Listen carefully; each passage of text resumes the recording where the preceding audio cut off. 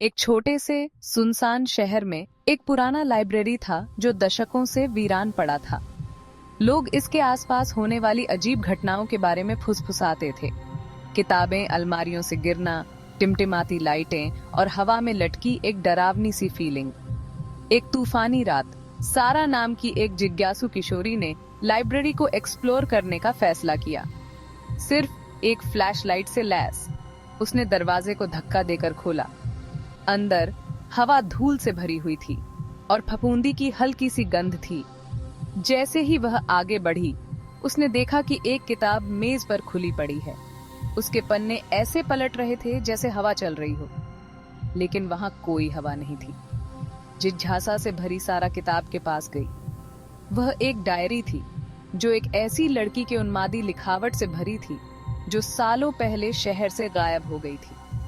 आखिरी एंट्री में लिखा था, मैं उन्हें छाया से मुझे बुलाते हुए सुन सकती हूँ।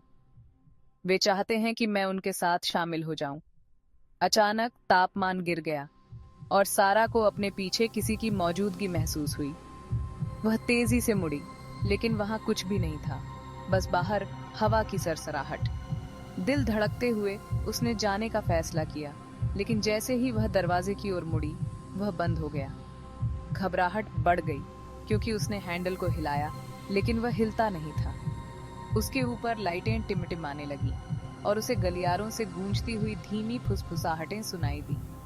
हमारे साथ रहो, हमेशा के लिए रहो। अपनी टॉर्च टिमटिमाती हुई वह लाइब्रेरी के पीछे की ओर भागी, एक और एग्जिट की तलाश में। फुसफुसाहट तेज हो गई और ज्यादा जोर से सुनाई देने लगी, और परछाइयां उसकी नजर से ठीक बाहर नाचती हुई लग रही थी।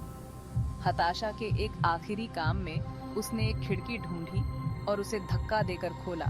तूफानी रात में बाहर निकल गई। सांस फूलती और कांपती हुई वह घर पहुंची, लेकिन जैसे ही वह उस रात बिस्तर पर लेटी, उसे अपने कान में एक जानी पहचानी फुसफुसाहट सुनाई दी।